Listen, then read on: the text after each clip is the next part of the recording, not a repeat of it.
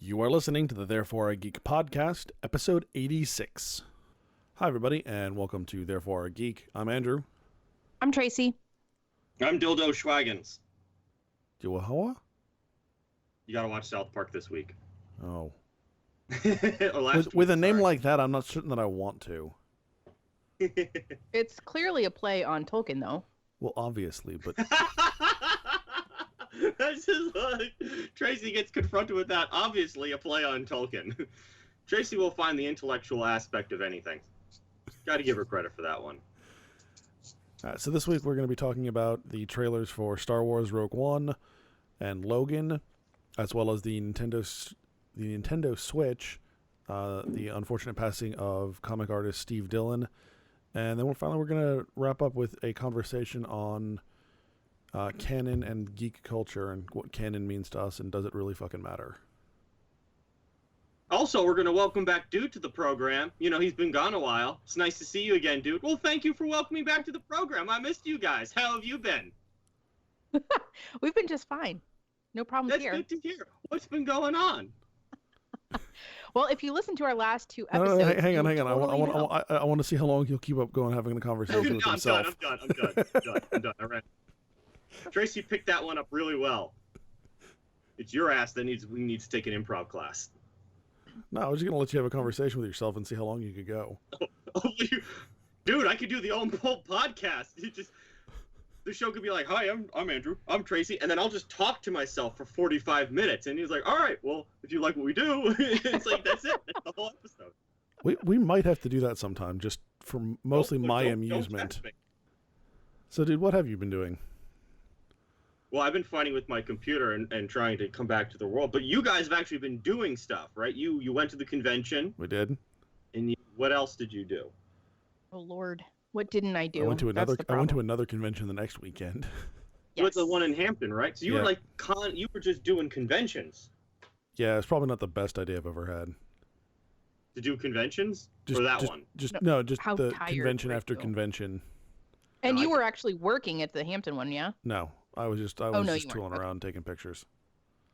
Okay. Well, that's something anyway, because seriously, running a booth is way more exhausting than it looks. Is that a fact? Yes, no, that is. Actually, yeah. I mean, Yeah.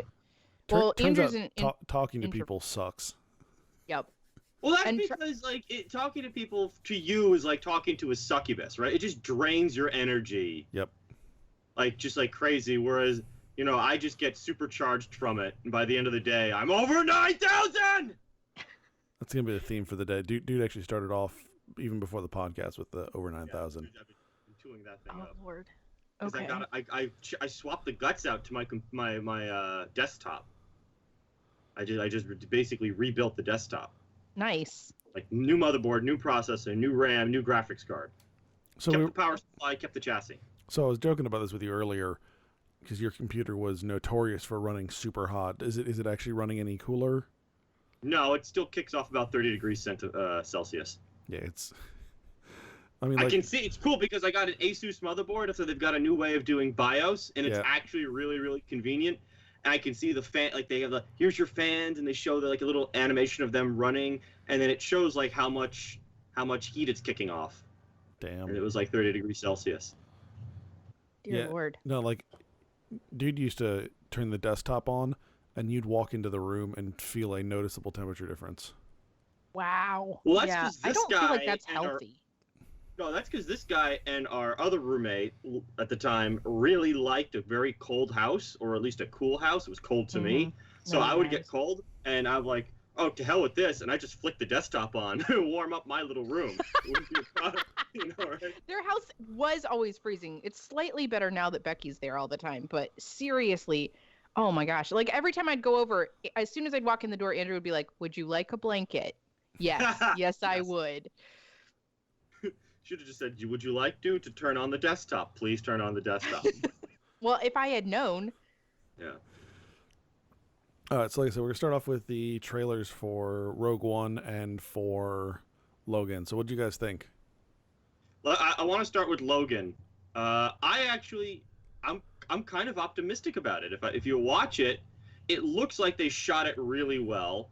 It doesn't look kind of over-the-top ridiculous that the other X-Men movies have been. Especially the last two Wolverine movies. Yeah, the last couple. Yeah, or even Apocalypse, which was just a joke. That was just whatever that was. It was unfortunate that Apocalypse was so disappointing. It's funny you guys are talking about Apocalypse because I actually rewatched it on Friday night. Wow, why would you do that to yourself? So because I've been listening to a bunch of other podcasts that just happen to be talking about it because that's how far behind I am on those particular podcasts. And they were saying, it's like there's a lot of really great X-Men moments, but it's just otherwise a narrative mess. Yes. And I can agree with that sentiment. I rewatched it on a very long plane flight about 3 weeks ago now, and in my personal opinion, I think that it's worse on the rewatch than it was initially. That's generally how these movies play out. I don't know like it was the same with Star Trek Beyond. If you watch Star Trek Beyond again, which I inflicted upon myself, it's like what this is awful. This is so difficult. I don't know that I would say it was worse on the rewatch. It didn't make any attempts to redeem itself on the rewatch though. Yeah. Wait, what does that mean? I mean, like sometimes you want to go watch a movie and go, man, that really sucked, and you go back and watch it, you're like, that didn't suck as hard as I remember it. And this one is like, like, oh, that was rough, and then this time I watch it, it's like, no, it's still. Yeah. My opinion didn't change. I mean, like I was trying to look at it from a different perspective, and I think that perspective is valid, but it certainly didn't improve the film any. I had completely forgotten that Maura McTaggart made an appearance in that movie. Yeah. And then I watched it again and I was like, oh wait, yeah, she was in this. Oh man. Yeah. That's too bad. Anyway, yeah, I really liked Logan. It sort of, well, and again, it's just the trailer, but it felt a little bit more like some of the earlier, which I really liked the early X-Men movies. I mean, of course, I didn't have anything to compare them to. They probably don't hold up. I haven't watched any of them in a long time. Well, no one really did. Yeah, I when they first came out, that was my introduction to comic book characters. So I thought they were freaking awesome. And this kind of gave me some of the same little chills that those did back in the day. So I'm going to be honest, I absolutely love Patrick Stewart and everybody loves Patrick Stewart and Hugh Jackman in these roles, and I do. I look at them and I'm like, these are the real guys. Like I really like the casting in First Class, except for Beast. But nobody's going to be as awesome as Kelsey Grammer. So I look at these and I'm like, these are the real X-Men. And maybe for someone who's a little younger than me, that's not the case. But I liked it. I really like it. See, here's the thing. Looking at this trailer, and I'm watching it as we're talking about it, so I can keep it sharp in my head. So I'm at like the 52-minute mark. It doesn't look like an X-Men movie. It doesn't look like a superhero movie. This is, by all appearances, at least from this first trailer, it is super, super stripped down. For instance, if you didn't see like the guy's robot arm or the blades coming out of Wolverine's arms or hands, you would have thought this was a movie like Hell or High Water or Sicario. This doesn't look like an X-Men film. It has this really stripped down type look to it, and if anything, it appears to be more focused on like the characters and their relationships, at least again from this trailer. So you've got like Logan and Professor X, and here they are. This is them kind of at the end of their ropes, and then you've got this girl. I mean, it's that typical like old guy adopts a young girl to keep his life together type storyline that we've seen every now and again. The Last of Us, X-Men edition. Right, yeah, something like that, right? You've got that kind of story. What's the one that Jeff Bridges did a few years ago? It was like a country music store, and he had a young girl with him. Oh, or you know what I'm talking about? Yeah. This plot's been around, right? That's what I'm saying. Is that's what this plot list does not look like an X-Men film. Doesn't look like the over-the-top silliness of a Bryan Singer movie, or kind of the almost cartoonish look that a Marvel movie has. This is like a Fox movie that seems to be a little more grounded. And of course, let's talk about, they use Johnny Cash's cover of the Radiohead song "Hurt," which just leads, 9 Inch Nails. 9 Inch Nails, that's right. And just leads me to believe that Hugh Jackman's gonna die in this. Like, if you hear "Hurt," someone's dying. Someone important is gonna die. Right? Well, That's just that song is like the kiss of death for any character in the is movie. Xavier not dying in this one? I thought that he was. He could be dying in it too. He At appears least to that have was the impression. Alzheimer's. Yeah. Can you Right. imagine? Okay, so this concept, this concept to me sort of hit me straight on. Think about the world's most powerful psychic. We'll throw out Jean Grey for now. With Alzheimer's, with dementia. I've got grandparents on both sides with that. That's a crazy idea, a crazy thought. Someone with psychic powers that also has Alzheimer's, like, okay, that's very realistic. That's a thing that could happen. Wow, holy crap. Plus, I mean, Professor X has been knocked on the head how many times at this point? Well, they all have. You know, but that's my point. Like, they're all at high risk for dementia, all those issues that we're seeing with football players and stuff in the real world. That's really cool. And I love that they're bringing these real world. What happens Except people when you've with been around? with higher intellect than football players. Yeah, right. What happens when you have a 200-year-old man whose powers of resuscitation are starting to slow down because he's aging, maybe at a slower rate than the rest of us? What happens? Like, that's a cool concept. I like that idea. I'm glad we're finally getting around to it. Well, so this looks like it's loosely based on the Old Man Logan plotline, which is not one that I was ever super thrilled with. I've commented with some friends on this one, and I actually need to go back and reread it, because at least when it was coming out in issues, it was just, I stopped caring. Like, it was moving at such a pace that it was just like, I don't remember what happened, and I don't care what happened, so I dropped it. But I'll say this. We'll see what happens. This might assuage your feelings about that. It may just be based on the look of Old Man Logan, but this story sounds very, very different, partially because Fox doesn't have the rights to a lot of the Old Man Logan characters that appear in that story. No, I know. So really what it appears is that they're going with an original story that just kind of takes the look of Old Man Logan and makes it into a movie, which I'm actually more okay with. I'd like to see them not adapt a story from the comics and really do something truly original. I don't know that they're just going for the aesthetic.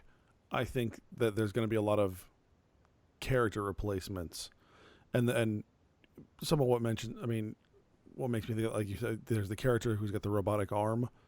Mm-hmm. Right. There's a character in Old Man Logan with a robotic arm. It's Hawkeye and Old Man Logan. Right, and they obviously can't do Hawkeye. Right. I mean, there's a guy who I was in preparation for this. Mr. Sunday Movies on YouTube kind of goes through goes through it, and he kind of explains what they might be doing here. That it's probably in all likelihood an amalgamation of a bunch of stories. And again, I think I'm pretty good with that one. I'd like to see just a little bit more of an original story where, writers really take this in a different direction. So I'm cautiously optimistic about this one. Yeah. So what about Rogue One? I mean, I realize, like, you've already got mixed feelings on this one, because you just kind of accepted that, okay, we're going to do Death Star stuff. We're going to do Death Star stuff. I mean, let me tell you, another thing that I like, it's just looks. Like, just the visual aspect of this movie is so clean, right? It's got such a different look to it. Yeah. Mm-hmm. That I'm kind of excited about. And again, I've kind of pushed play while I'm looking at it. It's just, I love the way it looks. And I was telling a friend of mine the other day, it doesn't matter if this trailer came out or not. This trailer doesn't have to look good. It does look good. You could have just told me, hey, there's a Star Wars movie coming out tomorrow. I'm just going to go see it. Right. I'm just going to go see it. And this looks like it's going to be pretty darn good. At this point, they're working on building up the hype. Right. Yeah. They want that smash opening weekend. Yeah. Can I just say that I'm the odd man out in that it's not working on me? I feel like this is a side story of a story that's already been told. I'm not that excited for this movie. I know that I'm also told? I mean, this is the Death Star, right? Right. Okay. We're past this point in the continuity, and maybe I should be more hyped, but I'm also not the biggest I love Star Wars, but I don't love Star Wars. I didn't grow up on it. So it was something I didn't see until I was an adult. And I actually saw the prequels first. So Actually, the second one. Andrew, which one is that? Always tell me, because I always forget. What? The second of one, the what? prequels. Attack of the Clones. Clones. Attack of the Clones. This is the first one that that was I a ever bad saw. That was It's the a bad first one. restart. It's the first movie I ever saw in a theater. I was 19. So. Oh, that's right. You were locked away in a hole for a while. Right, exactly. People don't know that. Tracy just lived on an Amish farmstead building homes Exactly. out of wood and nails. Raising Buggies, barns. actually. Buggies, yeah. You didn't see that movie Witness? That was Tracy.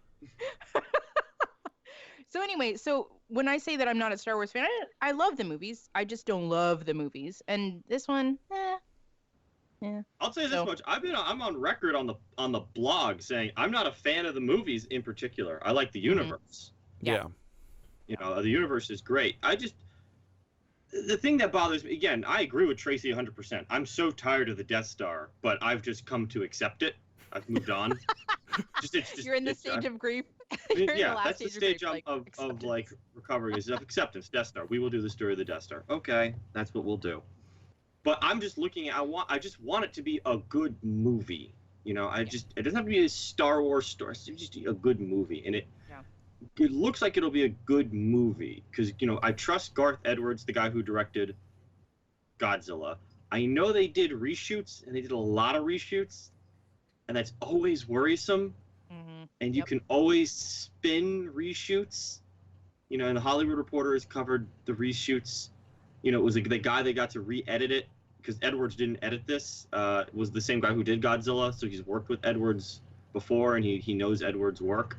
So I don't know. I like the kind of dark look to it, and Donnie Yen's in it. I really like him, and so he has to die because it's Donnie Yen. Donnie Yen is like the Hong Kong John Hurt. He just dies in everything. So I want characters to. I like just a different spin on the Star Wars story, and if it's not that central spine of here is our Luke and Leia and Rey and Finn, like I'm not concerned with them because those stories aren't interesting. These characters don't have canon behind them, so they're expendable. They don't they don't necessarily have a happy ending.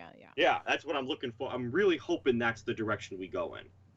Yeah, I mean, it's nice to see characters that aren't like the focal point of the Star Wars universe. No plot armor. There was a book that Good way of putting it. came out a few months ago, maybe a year ago now. Write that down. Called Twilight Company, and it was interesting because at one point the main character of the book, who's an officer for some company in the rebellion, he ends up going to like rebel headquarters, which is on he's there for the Battle of Hoth, and he is just like blown away by the quality of equipment that headquarters has compared to the shit he has to deal with. And I'm like, I kind of want more of that. Like, the writing on that book was okay. It was only okay. But I'm like, I kind of want more of that. Like, show me the rebellion, like, barely scraping their ass together for a fight. Mm-hmm. Yeah. Well, they're the underdogs, right? Well, yeah. Show them to me actually as underdogs. Exactly. Yeah. Especially, I mean, in the original films, yeah, the rebellions are the underdog, but it almost feels a little like the Empire and the Alliance are closer matched. Yeah. And the reality is the Empire is like colossal, and the Empire and the Alliance is a fucking ant. Yeah. Yeah. So did either of you guys watch the new Guardians of the Galaxy teaser that was dropped a little early? I did. I saw that. Yeah. I'm not the best person to. I've never enjoyed the Guardians of the Galaxy ad campaign, like, ever. So I just. Did you like the original? I know you don't like superheroes. Did you like the original movie? I refused to watch it. I was like, refused to watch it. Because, again, it was one of the ad campaign to me was so bad. I was like, I'm not watching this. It was just kind of out of principle. I'll see it eventually because I think I kind of have to, but that's why. You should. I went in with low expectations and was blown away, but. Yeah, I think it's one of the most perfectly told stories I've ever seen. Dude will walk in with low expectations and leave with low expectations. Yeah, that's what usually happens with superheroes. Yeah, I really enjoyed that teaser. I think it was a lot of fun. And I actually, more than that, I really liked James Gunn's introduction of the trailer, which I'll throw in the show notes. Of course, he has a very high social media presence, but he tends to come across as like cool and fun as opposed to I'm on social media because I have to be because I work in a social type of job, you know? Yeah, so after the teaser poster dropped, which I really want one, I don't see anywhere that you could buy it online. All I see is the image. But then he dropped the trailer too, and I thought that was really cool. I'm really looking forward to this movie. I think they're going to be hard pressed to live up to the first one, but we'll see. All right, so Did y'all watch the Power Rangers trailer? I That I did watched not I see, watched no. it after New York. I'm on board. I'm on board with that. It reminded me a little of like some of the teenager horror films that we've seen in the last few years. Like, Yeah, it's like not teenage close. horror films mixed with, John Hughes' The Breakfast Club become Power Rangers. Yeah, I'm trying to remember which there was one film. Like the trailer had like the big train wreck and the kids find something. Yeah, they find the stones and they kind of they go through the Spider-Man moment of, dude, I'm ripped and strong and stuff. No. Whoa. I'm not talking about the Power Rangers trailer. There was another Oh. trailer a few years back for one of these teenage horror films. That was like there was the train crash and they ended up finding Super 8? Yes. Yeah. Yeah, it reminded me a lot of like just the feel of Super 8, other than the first person perspective. Right. I mean, let me tell you, I'm watching it right now. It does, again, has a good look to it. This one obviously is going to be, you don't want to take this one too seriously. This one's it's a Power Rangers movie. So it's going to be really silly and dopey and over the top. But again, very dark. Like it's a shadowy trailer. Like Yeah, not very like much dark so. as in theme, but like it The color looks palette. dark. Yeah, it's shadowy. It's blues and blacks, and I do like how all the characters have, depending on which ranger they are, the clothes they're wearing matches the ranger they're going to be. If you watch carefully. Yeah. Oh, Like that's cool. the yellow ranger has a yellow beanie. Yeah, although the Pink Ranger if you has a watch pink the tank top. if you watch the old like original Power Rangers cartoon, they did the same thing. Or not cartoon, but the original show. The original show, yeah. Yeah. So I don't know. I don't know why. I'm on board with the Power Rangers thing. So No, there's It's nothing wrong fun. with that. It's fun. All right, so Nintendo Switch. Did either of you guys get a chance to check this thing out? I saw a little bit of a trailer for it, but I don't really know much about it. Yeah, and I glanced at basically what was essentially a press release. So I don't know that much about it. It attaches to your phone, right? No. It's So pretty cool. yeah, it actually is. If you watch the video for it, it actually is really kind of interesting. So this was what Nintendo referred to as Project NX, and it basically takes some of the features and things we've had from like the Wii and the Wii U, and basically stepped them up a couple of levels. So basically, it's got like what looks kind of like a normal controller, and then you can actually take the controller portions off of like a centerpiece, and then attach them to a screen that's probably like a little bit larger than like the tablet phones, and then you can essentially take it with you. And then if you want, they showed a couple of other forms of it. You can remove the controllers from the side of the screen and just play with them, kind of like you would like a Wii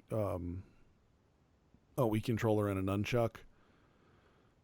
And then they've also shown where you can play like head to head on the same screen, and each person is using like one either the left or the right controller as its own little controller. It's really, I mean, it's, we'll have to see how the physical execution actually turns out, like how well it actually works. But conceptually, this is a really cool console. Yeah. I mean, that sounds like fun. A console on the run, right? Suddenly you've got kids in restaurants, instead of just staring at their iPad, they're flinging things in the middle of the aisle. Well, no. So like, sounds like a Jersey diner to me. Well, there's that. So I mean, when I say like the Wii controls, I don't think any of this is motion based.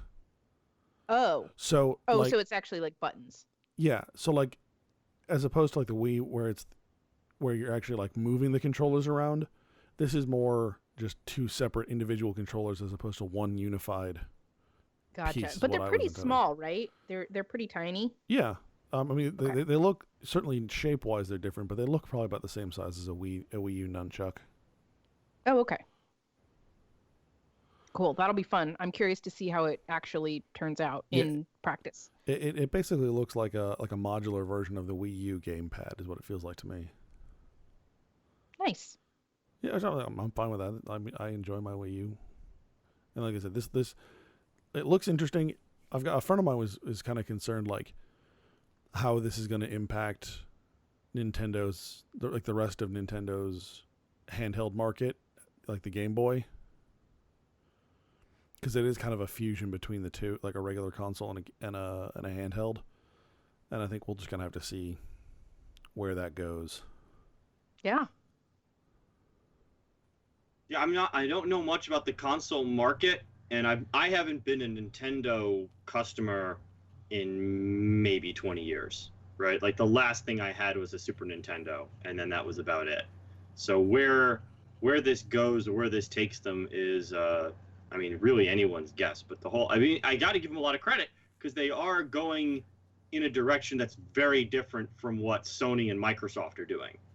Microsoft and Sony are basically in this high-powered console wars, whereas Nintendo is trying to create a market for itself, which is pretty interesting.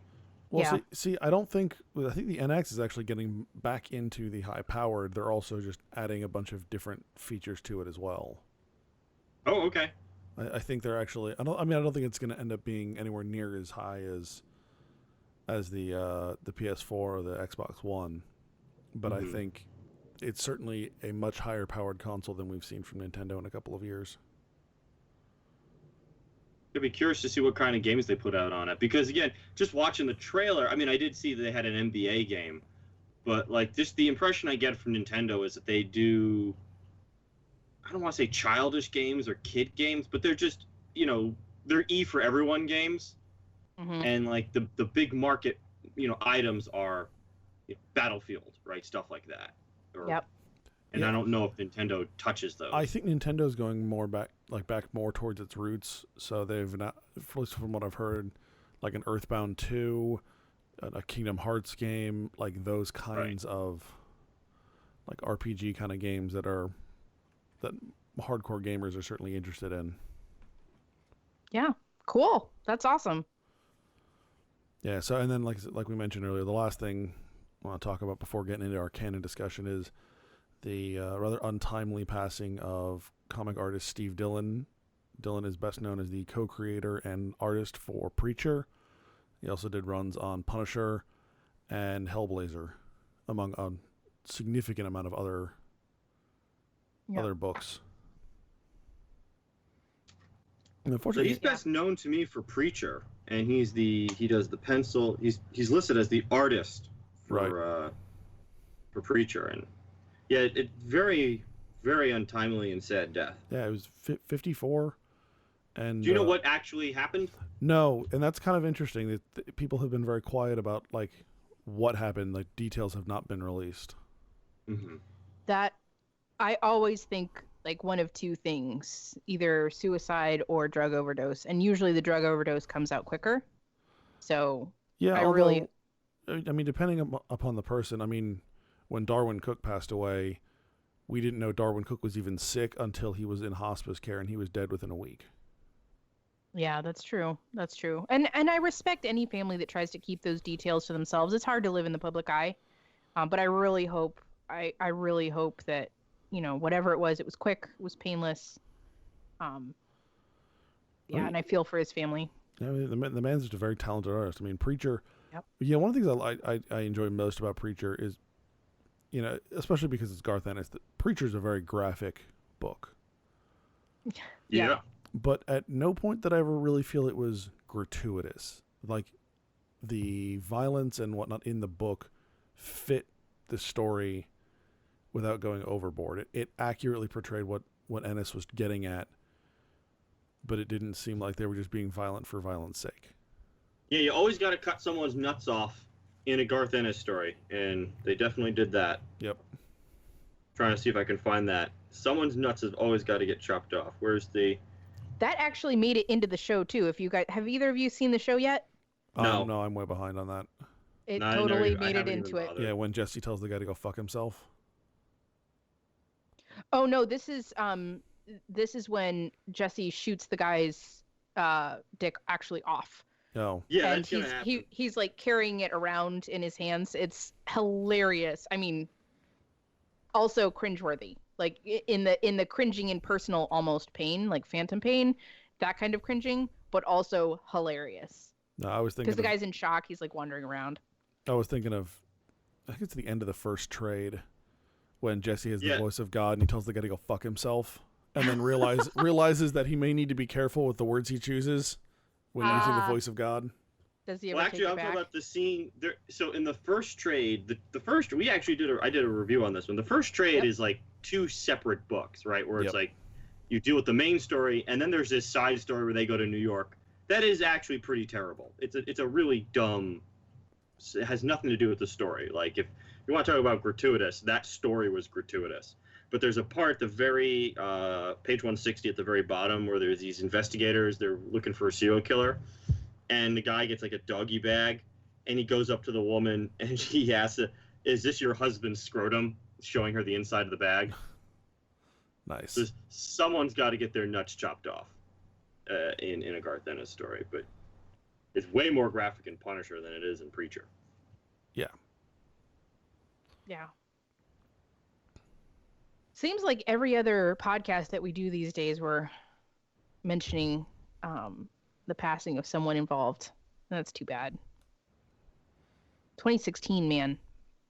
Well, no, yeah, 2016 in general, 2016's been a rough year, but Yeah. Okay. yeah, comic or not just comic book canon, but the idea of canon in general. So canon, and you can kind of blame the biblical context for this, but this is basically the grouping of acceptable or, yeah, I guess acceptable is probably the best word, like books, films, comics, etc., that make up in this case like a fictional universe or something like that. Star Wars is one of the prime examples, I think, of what is canon, what's not. Star Wars was notorious for having different levels of canon based on the source material. But in general, like, you know, we as geeks really latch on to canon, and I was kind of curious what you guys think of as the reason behind that, and how much does canon actually matter to you guys? You would have to tell me, are you talking about canon as defined by the creator of the work, the producer of the work, or do you think that there's also a personal canon that you can have? They call it head canon in social media. Well, that's part of the question, right? I mean, how do you define canon? Like, what is it? What does it mean to you? I think that canon is based on the fact that all of these properties are art. So canon is up to the viewer. I mean, just like any piece of art is judged entirely by its reception, I would say the same thing is true for any type of property. So whether this is comics, whether we're talking about J.K. Rowling's Harry Potter and Hogwarts and that whole world, whether we're talking about Star Wars, whether we're talking about Star Trek, it's up to the individual viewer to judge that work and to decide for themselves what they want to suspend disbelief to accept. So I think first thing you have to do is you have to define canon for yourself, right? And the way I've always understood canon is not just in a literary sense of like what's part of, you know, the literature of American canon, right? It's what's true in a story, what actually happened. And it gets really murky the further and further out you get from sources of art that have one creative mind behind them. Like, I don't remember who said it. it might have been Faulkner or something like that, or I'm just going to say it was Faulkner so I can sound smart, that writing a novel is the ultimate form of artistic expression because it is the work of a single mind. Whereas a comic book or a movie or a television show are a collaboration of multiple minds and multiple creativities working at the same time. So, like, for instance, I have this kind of pet theory about canon in a literary sense, at least. It borrows more from literature, is that once you escape the original creator's work, you are by definition non-canonical. Now, the fans may or may not accept the work as part of the character's story or the universe's story, but as far as I'm concerned, you're non-canonical. So here, let's just 2 examples, right? And it's all from literature.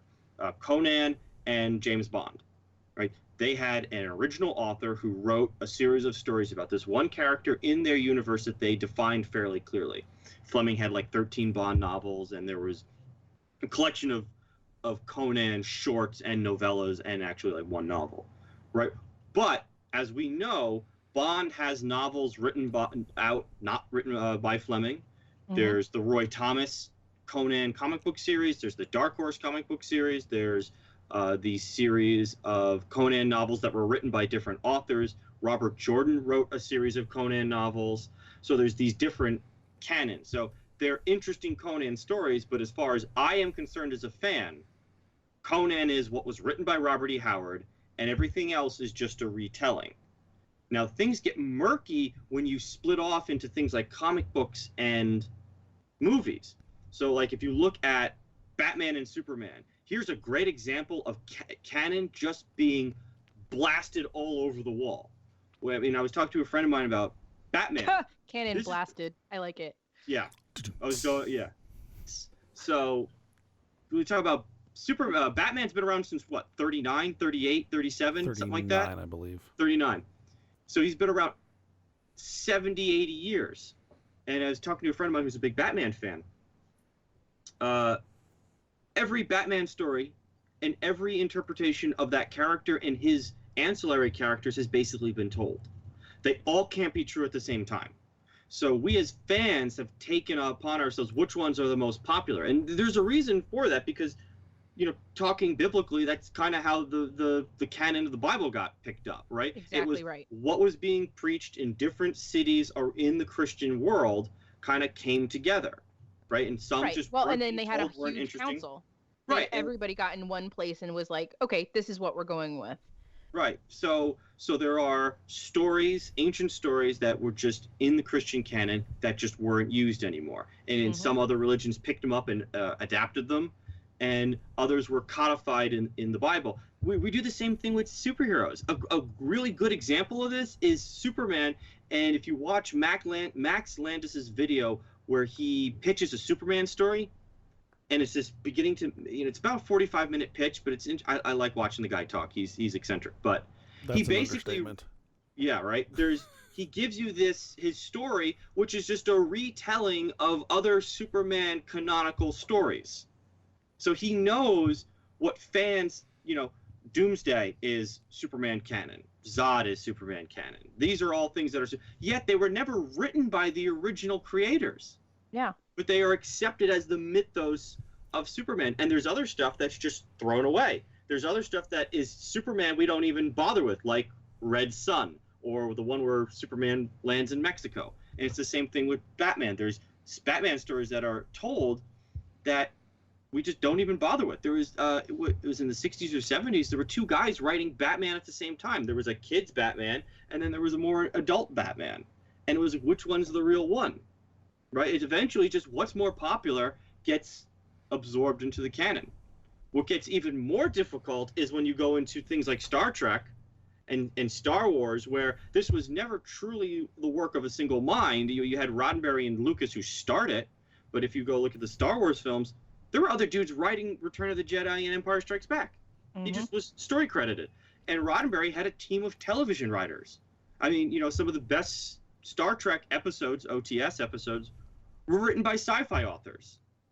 right? And they're just considered canon because they were in the show. And then you've got novels and video games, and did what happened in novels really happen in that universe? Did what happened in video games really happen in that universe? Those are just non-canonical stories that get thrown in there, but if they become popular enough, like a good example is Grand Admiral Thrawn in Star Wars. Here's a character that got thrown in a novelized version post Return of the Jedi, appears in a number of video games, and now I hear he's appeared in Star Wars Rebels. True statement. So here's a character that wasn't created by Lucas or any of the television or, movie writers, inserted via novel, became popular enough that he appears in video games and other comic books. And now, if Star Wars Rebels is considered Disney canon, Grand Admiral Thrawn's real. Yeah. Right? There's no there's well, there's, and then there you no go rules again. Here. You've got another corporation coming in and purchasing a property, and suddenly they decide that they're going to pick and choose what is canon and what isn't canon based out of what is already in existence. What happens if you're a fan and you're coming into it after the fact and you're like, hey, you're in, I don't know, Goodwill, and you pick up a used paperback and you're like, hey, this says Star Wars. You should Is probably that canon? You should probably put it down because it's in Goodwill and God only knows where it's been. Good, very excellent point. But what I'd really like to do, dude, because when I was thinking about this topic this week, I came up with two examples that I think, if we kind of rewind back to your literary and single author idea, may either make you revise that or at least think about it a little bit more. One of them is, what happens when the original creator, the single creator of a property, changes the canon or expounds on the canon after the fact? For instance, J.K. Rowling going back after the fact and saying, I really wish that I had made Harry Potter get with Hermione because now I regret that she was with Ron. Or Dumbledore was actually gay. I always thought he was gay. I didn't bother to write that, but I always thought that in my head. So now that's canon. What about that? Single author. Right. Well, I knew you were going to Rowling the second you brought this up, right? Because it's just we've talked about it before. Is that Rowling appears to be creative by committee, right? It's almost that what direction her fans want her to go is the direction she goes. And I'm not a big Rowling fan. The reason why I brought up Fleming and Howard is because I'm familiar with their works. But if the reason why I stuck with the single creator Faulkner model, right, is just because it's the easiest one to work with, right? It gives you that clear line, because with those later examples I gave you, you could see how blurry everything gets. Yeah. It's almost immediately, once you go outside a single creative mind, just it's a mess.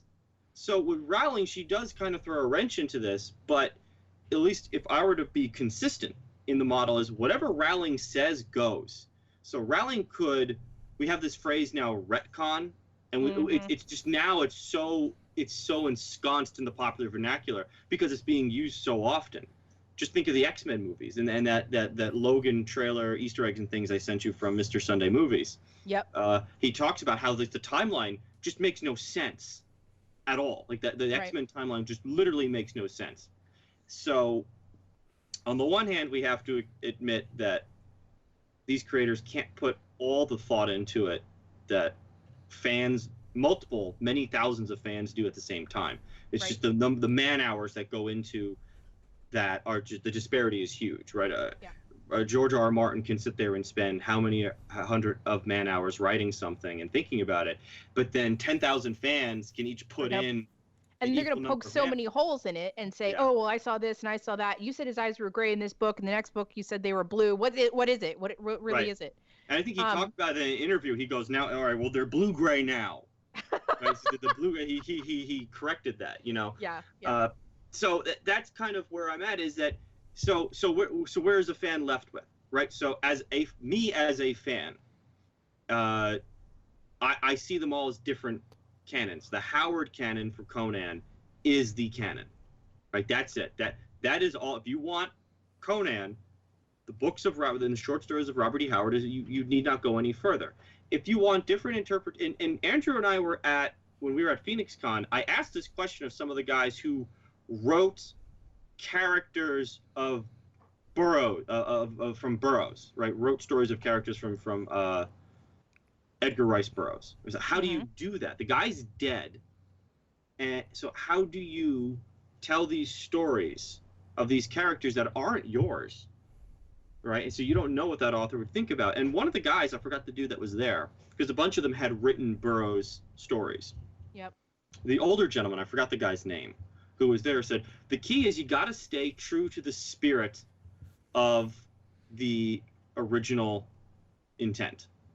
You've got to keep that spirit. You've got to define what this is, and then stay in those parameters. Because the second you start to add your own politics, for lack of a better word, and you go beyond those parameters, you lose what that character is.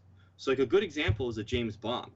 Right? A James Bond is a totally un-PC character in the 21st century. Yep. So if you go beyond the parameters that Fleming set for that character, you know, how he defined what that personality is, what those stories were, what that character does, you expand it to the point where, as a fan, if you accept the, you know, upper threshold of Bond as your character, then you can, and you could create that, and you lose what you're talking about, because you've taken that, let's say, upper bandwidth tolerance of what you think Bond is, so you then create back on that, you've created another, you know, tolerance for what that character is. So now it's like a game of telephone, right?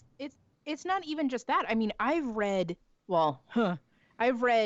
people doing additional novels about Heathcliff from the which Bronte, the younger Emily Bronte. I've read like Jane Austen novels supposedly where they take characters from Jane Austen and they just keep reworking them, and I'm going, you can't. Especially 200 years. But... Well, yeah, I mean, that's the thing, is you could do anything. But it's just crazy to me. 100 years after this person's death, you're going to take their character and you're going to somehow try to tell everyone that what you're writing is just as equally valid as the original. Maybe they don't think that. Maybe they do.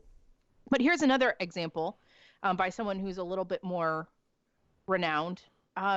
J.R.R. Tolkien wrote the story of Beren and Luthien, Beren being a man, Luthien being an elvish woman who fell in love with him and gave up her immortality to be with him forever. It's sort of an ancient mirror to the story of Aragorn and Arwen in The Lord of the Rings. And Tolkien told this story 4 different times in the existing, shall we say, canon.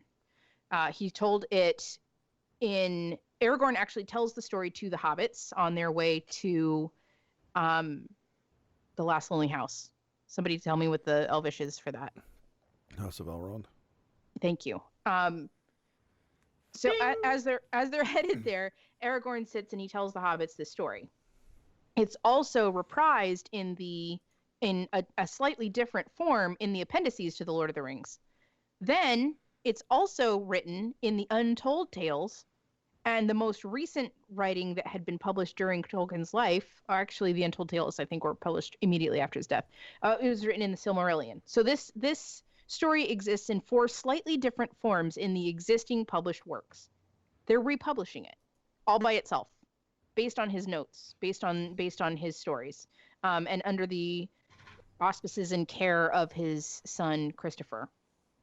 It's being published for the 5th time. This is the same author. He wrote this in 4 different forms, all of which were published with his go-ahead, and now it will be published one more time, even differently, a 5th time under his son's okay. What does that do to the canon? You tell me. That's the thing, is where do we... There's no line here, right? I mean, this is a lot like the fair use conversation we had a few episodes ago, is that the reason why we have these conversations is because art and literature and comic books, movies, they're so blurry at the margins. Yeah. You get stuff like this, and it's what you and I actually have no say over this, right? It's what the fans as a group accept. But that's I don't agree with that. I don't think we have a choice, right? I think it has to be at the personal level. I think the only way you can possibly define canon is to take it down to the personal level. I don't think it can be the collective. Otherwise, again, where do you draw the line? Like, what's the number of fans that it requires to make this canon or not canon? When is Dumbledore actually gay? 6,000. When the fans say so? Huh? 6,000. 6,000? No, 9,000! Yeah, No, but that's the thing, 9,842. I'm just going to start throwing out random numbers. Yeah, I just think in order to have a definition, it has to be the personal level because it's art. Because you're looking at it and you're deciding.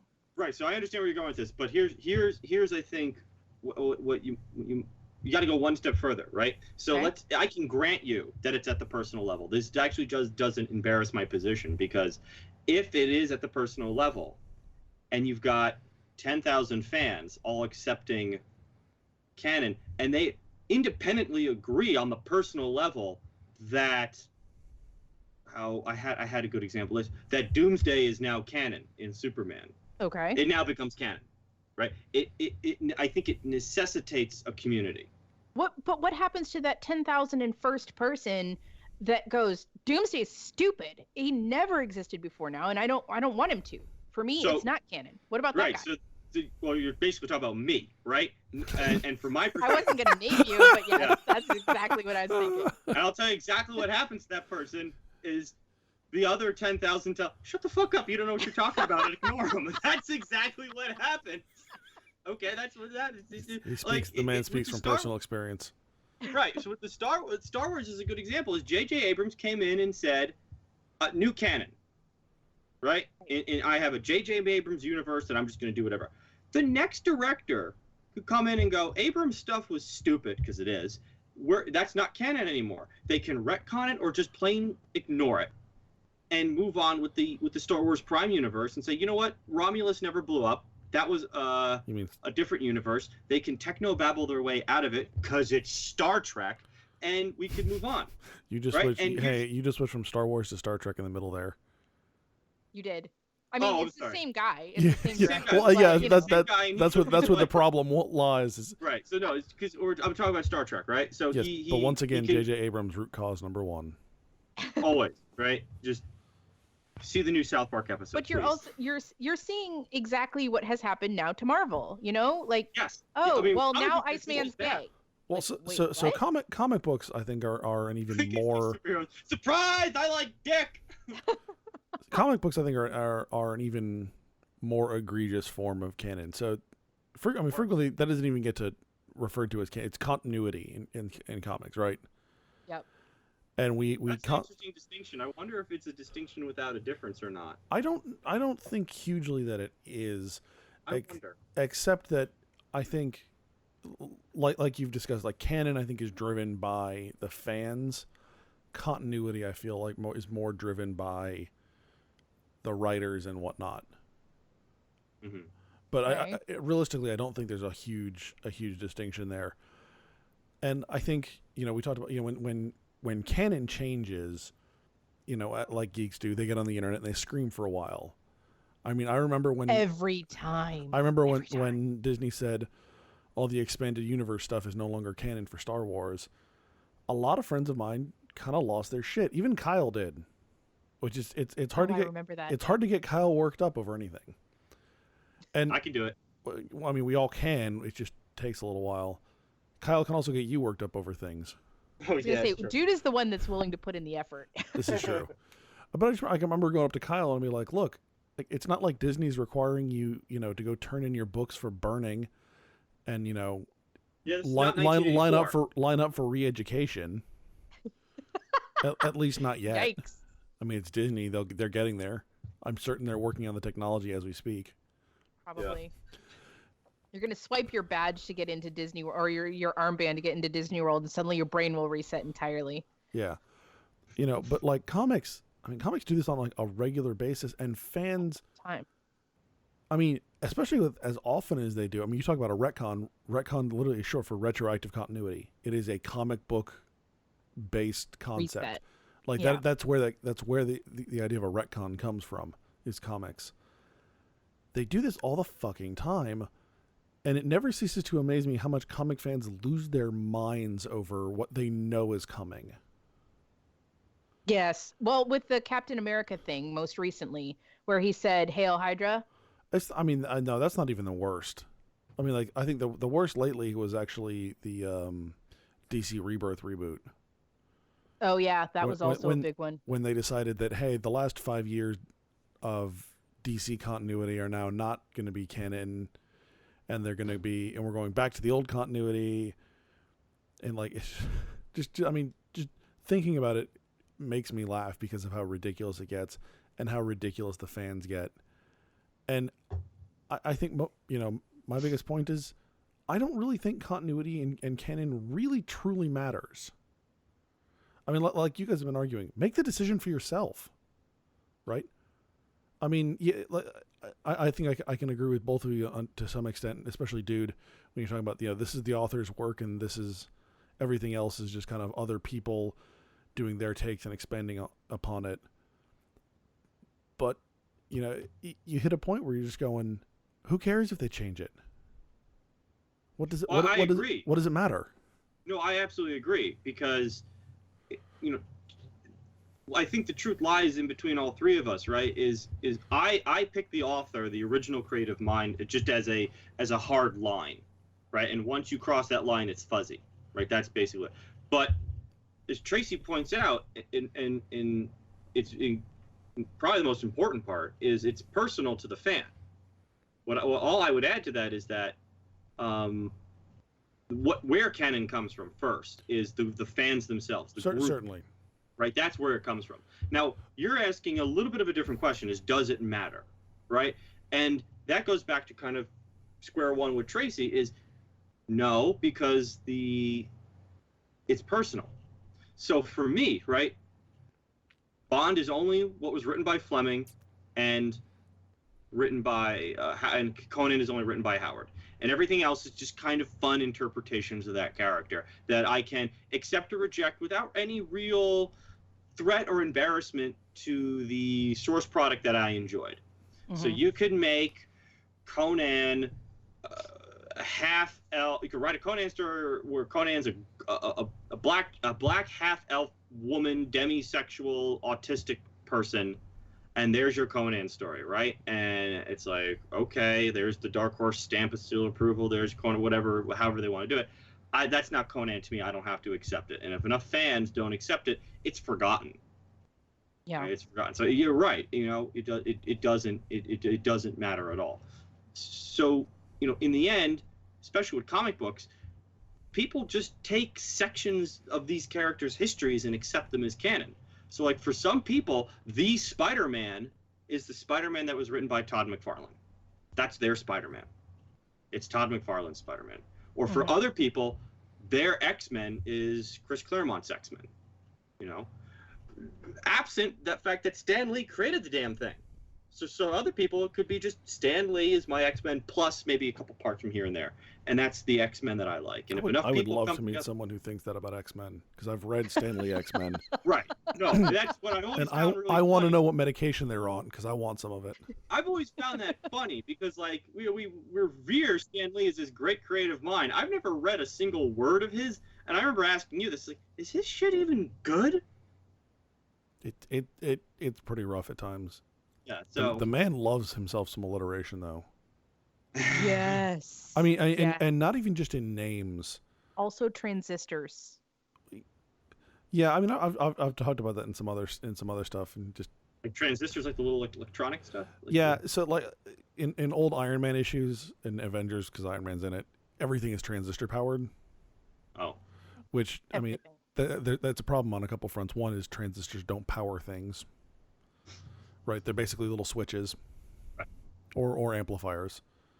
I've looked at, again, not being very good with electrical engineering, I've looked at like the schematic for an amplifier for transistors. I'm like, how the fuck does that work? I can understand how it works as a little switch, because that's as good as I'm gonna get. But yeah, I mean the transistor thing I think is just Stan loving the idea of this new technology and wanting to incorporate it, because transistors actually are one of the most important inventions in the history of man, believe it or not. Oh yeah, but I mean, more to the point, I think you're right. Is in the end, don't get too bent out of shape over it, because what you love about whatever piece of geekdom that you like. So for me, I like TIE Fighter. TIE Fighter is canon. I don't give a fuck what Disney says. Right.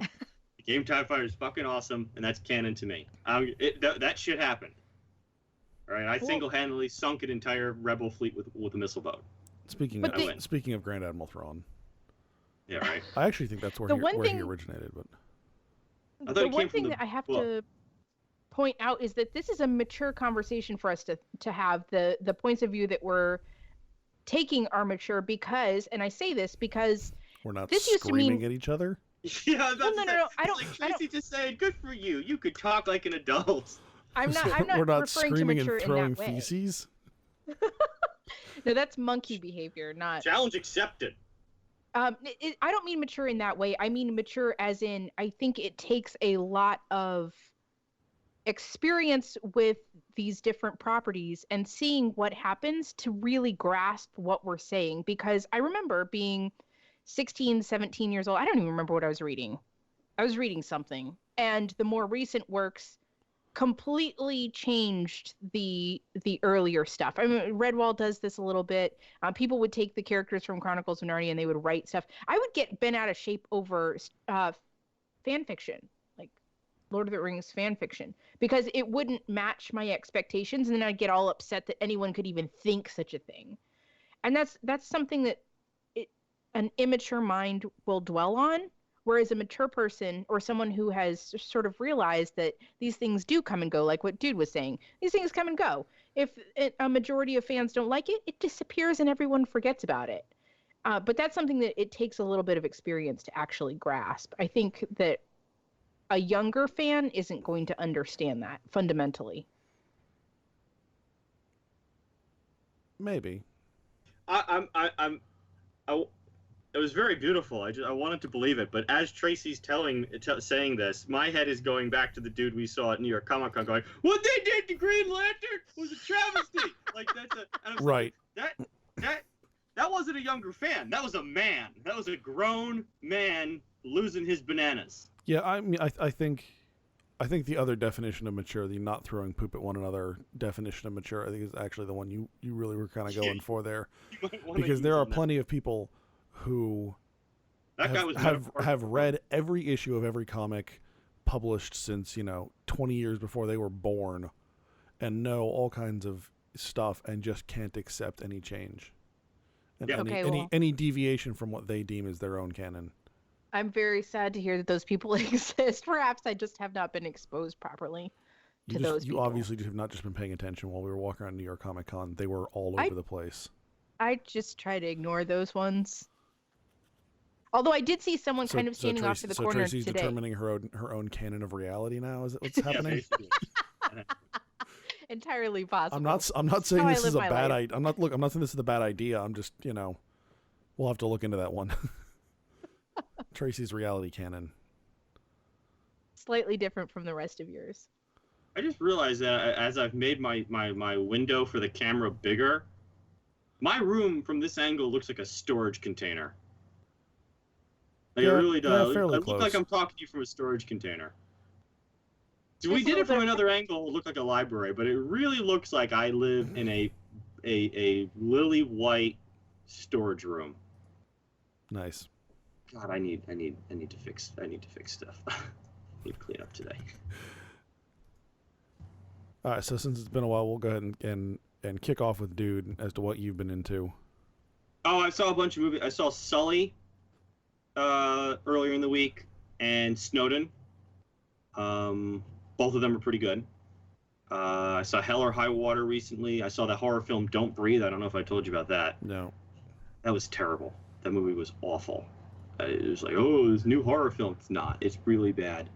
I've been working on this goddamn computer, and just to get that was just a nightmare. And so finally it worked. So as we're doing this podcast, I'm reinstalling all my Steam games, but I was playing Battlefleet Gothic Armada. It's not bad. I don't know if it was worth the trouble I just put myself through, right? I put myself through a week of hell to play this one goddamn game, and you're sitting there going, this better be fucking worth it. It's just okay. It's just kind of okay. I'm waiting for a great fleet combat game, and this is not a great one. It's a pretty good one. I mean, its problem is that it's based on Battlefleet Gothic. Right. Well, I mean, there's a bunch of fleet games that have all been out there that have been trying. I actually got this game called Steel Ocean, that's freaking cool. That's Nice. fun. If you like World War II era ship combat, it's a multiplayer. It's free. You could play it for free. It's a lot of fun. That's really about it. I'm still working on the Orwell stuff. Been reading and rereading Road to Ig and Pier. I'm almost finally kind of done with it. The book is kind of first half of the book now I can say is pretty solid if you want to ever pick it up. You want to pick it up for part 1. Part 2 is kind of a mess. He kind of goes all over the place. He jumps around. Then there's parts where he was like, I talked about this in my previous book. You should go buy my previous book. Right? You know what I mean? He does that. He's like, where the first half is like, he's documenting what the world looks like in England at the time. And the second half is more polemics than anything else. But that's really about it. I've kept it pretty low key over the last couple weeks. Nice. Tracy? I did a lot of adulting recently, which sucks, let me tell you. The dog had colitis last week, probably mostly brought on by the fact that his routine has been completely decimated every single week for like 6 weeks in a row, and he does not respond well to that emotionally. So he went to the vet. Then today I bought, like, speaking of living in a storage unit, I bought some of that collapsible, like, closet-y organizational stuff from the room store or wherever I was today. So hopefully I'll get some of the still moving in stuff under control. And I also bought a new mattress, and I'm very excited. They're going to deliver it tomorrow. I'm so freaking excited. But as far as media that I've been imbibing, I've been watching The Man in the High Tower, which is really pretty, but there are some severe directorial problems with it. I don't know really how to describe it other than that. I think it's worth watching, but I'm not entirely certain that it lives up to the hype. Yeah, I'm kind of curious. I haven't had a chance to watch it, but I'm kind of curious about it just because, they basically made a series out of what is like 150-page novella. And season 2 is about to drop in January, so right. Yeah, so literally 2 seasons. I mean, admittedly, it's Philip K. Dick. There have been, very, very long pieces of media built off of very short works of his.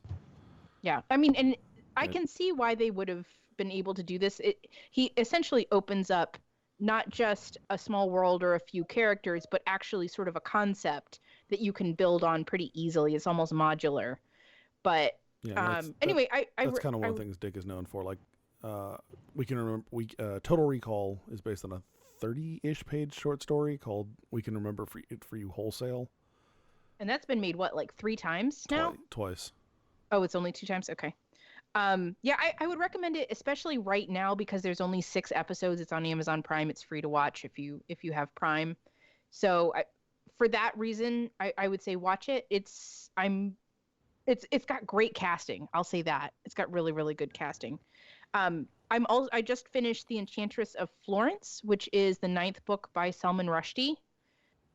So this is my first sort of foray into Rushdie's work. Of course, he's super famous for pissing off a lot of Muslims and inciting a fatwa. So I sort of get why. The book feels... I don't know. Have either of you read The 1001 Nights in any translation? No. Some of the individual stories. Yeah, it kind of flows like that. It flows like an Indian story, which is really cool. If you like that, if you're interested in and you like the way that Sinbad the Sailor goes, just the flow of the storytelling, then I think that you'll really like this book. It touches on some historical, it's sort of like a fantastical retelling of history. So Niccolo Machiavelli shows up in it, some other famous historical figures, all with interpretive spellings of their names, including Genghis Khan. Have you read any of his other stuff? No, this is my very first book by him. One, because I think what is he most? He's really famous. I mean, he's obviously famous for Satanic Verses, but what was the one prior to that put him on the map? Midnight's Children. Yeah. Midnight's Children is the one that really put him on the map. There's this whole genre of English language literature from India that's out there. And if people are interested in it, I've never read much from it. Like I like Rushdie. Like I've watched his lectures and his interviews and stuff. I've never really read his work. He's actually from Kashmir, not India. Oh, okay. Which is a small but important right. thing given his history. Yeah. But you he's mean like the sweaters? Yeah. Yes, no, exactly. no, the Zeppelin song. Okay, that's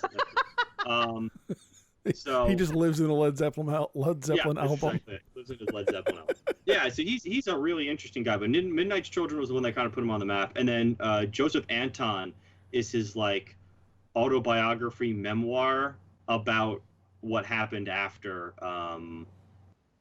the Satanic Verses, or just after he releases Satanic Verses. And there's a couple really good documentaries on YouTube about that whole event, and that's something that I would actually like to do a podcast on in the nearish future if we can. So yeah, very interesting book, worth the read for sure. So yeah, that's basically what I've been doing. A lot of adulting and some minor media stuff. Speaking of historical stuff, I did forget. I wanted to mention this. I rewatched one of my favorite movies of all time recently, Amadeus. Ooh, and that's a good one.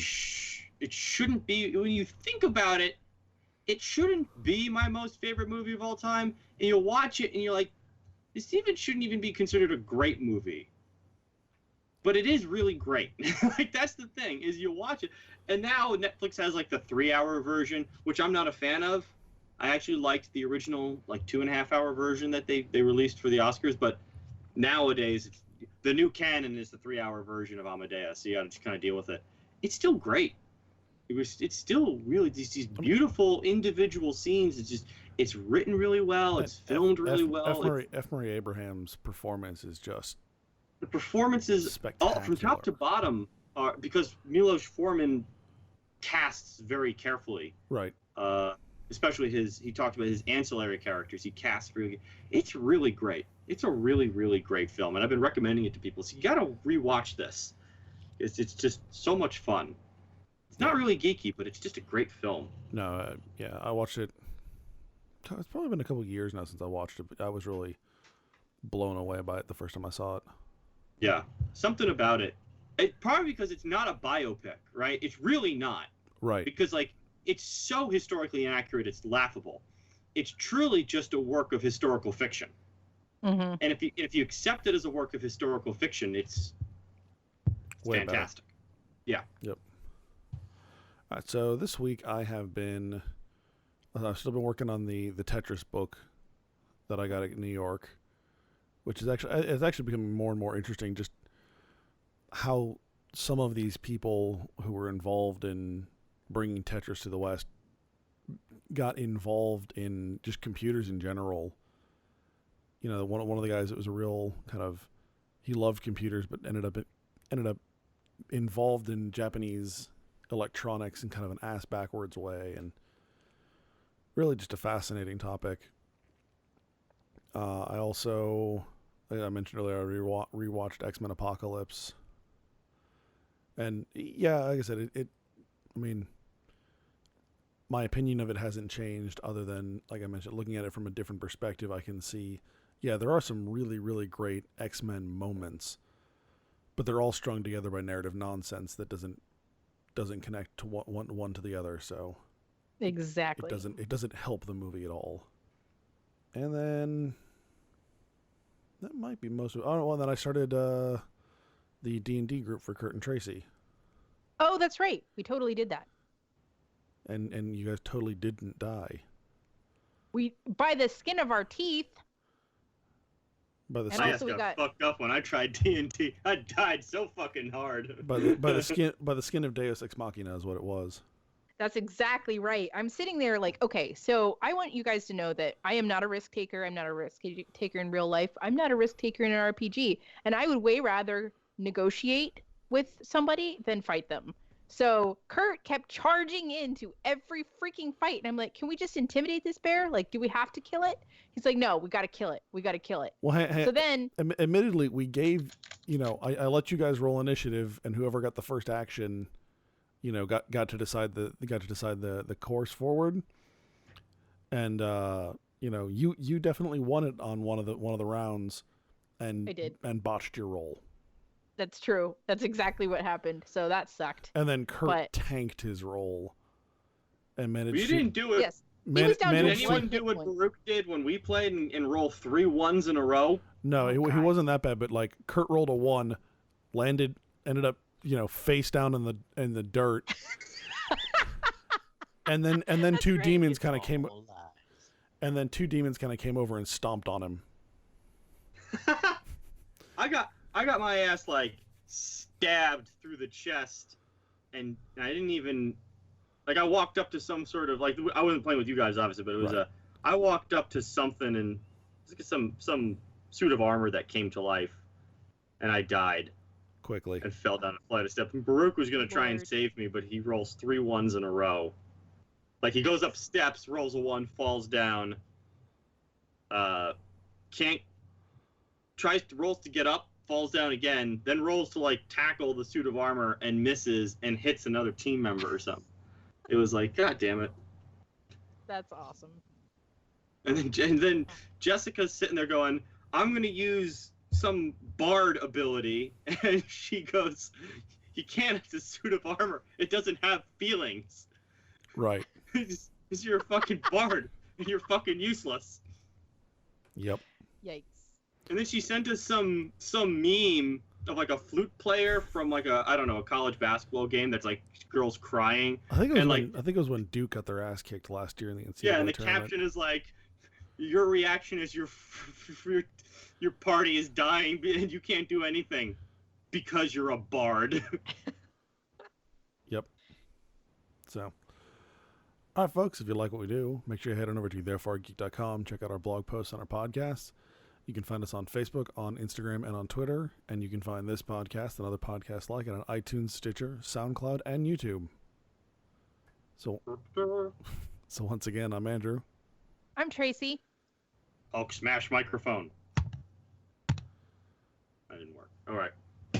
And I'm you've been- Dude. And you've been listening to Therefore I Geek.